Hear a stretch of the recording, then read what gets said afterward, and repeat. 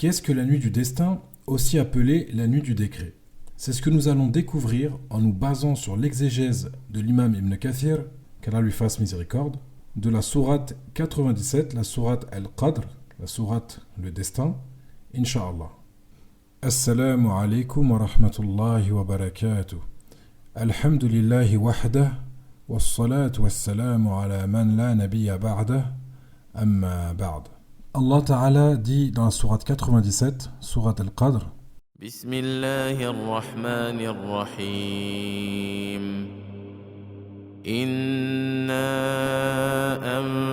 anzalnahu fi laylatil qadr. Au nom d'Allah, le tout miséricordieux, le très miséricordieux, nous l'avons certes fait descendre, le Coran, pendant la nuit d'Al-Qadr.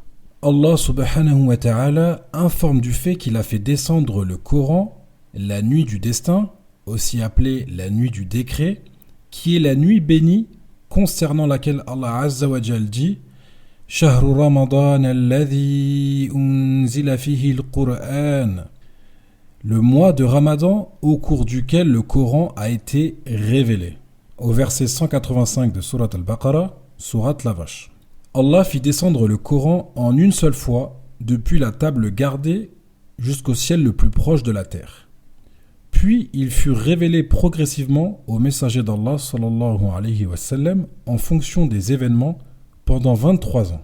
Nous apprenons donc à travers ce verset qu'Allah Azza wa Jal a fait descendre le Coran entièrement en une seule fois la nuit du destin depuis la table gardée jusqu'au ciel le plus proche de la terre. Et ensuite, il fut révélé du ciel le plus proche de la terre au prophète sallallahu alayhi wa sallam par le biais de l'ange Jibril, Gabriel alayhi salam. Il fut révélé en 23 années, c'est-à-dire qu'il n'a pas été révélé en une seule fois au prophète sallallahu alayhi wa sallam. Il a été révélé au fur et à mesure du temps, selon les événements, petit à petit. Il a été révélé au prophète sallallahu alayhi wa sallam, et ceci a pris en tout 23 ans. Ensuite, lorsqu'Allah Ta'ala dit Wa ma adraka ma laylatul qadr. Et qui te dira ce qu'est la nuit d'Al-Qadr? Ensuite, lorsqu'Allah Ta'ala dit et qui te dira ce qu'est la nuit du destin, le fait de poser la question ici montre la grandeur et l'importance de cette nuit qui dépasse l'entendement humain. Ensuite, Allah Ta'ala dit Laylatul qadri khayrun min alfi shahr. La nuit d'Al-Qadr est meilleure que 1000 mois. C'est-à-dire que cette nuit, la nuit du destin ou la nuit du décret, est meilleure que 1000 mois ne comportant pas la nuit du destin. Si on convertit 1000 mois en années, cela donne un peu plus de 83 ans. Donc imaginez-vous, une seule nuit, la nuit du destin, donc cette nuit très très précieuse, équivaut à plus de 83 ans. Cela correspond à une vie entière pour une personne, bien que beaucoup de personnes n'atteignent même pas cet âge-là.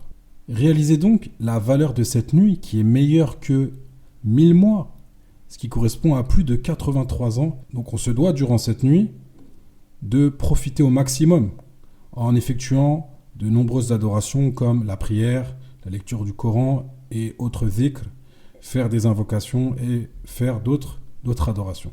Et il est conseillé de la chercher dans les 10 dernières nuits et plus précisément dans les nuits impaires. Ensuite, Allah Ta'ala dit Tanazzalul malaikatu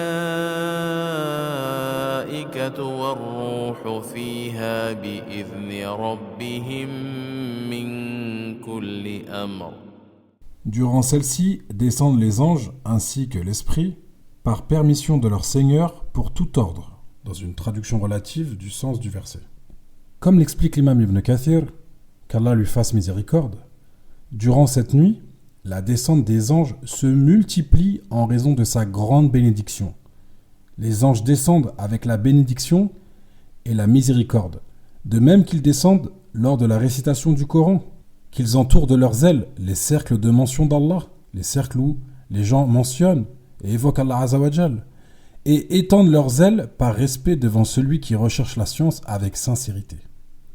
Quant à l'esprit, on a dit qu'il désignait l'ange Jibril, Gabriel, alayhi salam. On a également soutenu que cela désignait une catégorie d'anges et Allah est plus savant. Nous apprenons à travers ce verset que durant cette nuit, les anges descendent en grand nombre avec l'ange Jibril, alayhi salam, apportant la miséricorde et les bénédictions d'Allah. Et enfin le dernier verset, سلام هي حتى مطلع الفجر. elle est paix et salut jusqu'à l'apparition de l'aube. Cette nuit est donc remplie de paix et d'apaisement, elle est exempte de tout mal et remplie de sérénité jusqu'au lever de l'aube. Qu'Allah subhanahu wa ta'ala nous permette d'atteindre cette nuit et d'en tirer profit. Et je vous propose de finir sur l'écoute de cette noble sourate, Inch'Allah. Wallahu a'lam, wa sallallahu ala nabiyyina wa sallam. بسم الله الرحمن الرحيم إنا أنزلناه في ليلة القدر وما أدراك ما ليلة القدر ليلة القدر خير من 1000 شهر تنزل الملائكة والروح فيها بإذن ربهم من كل أمر سلام هي حتى مطلع الفجر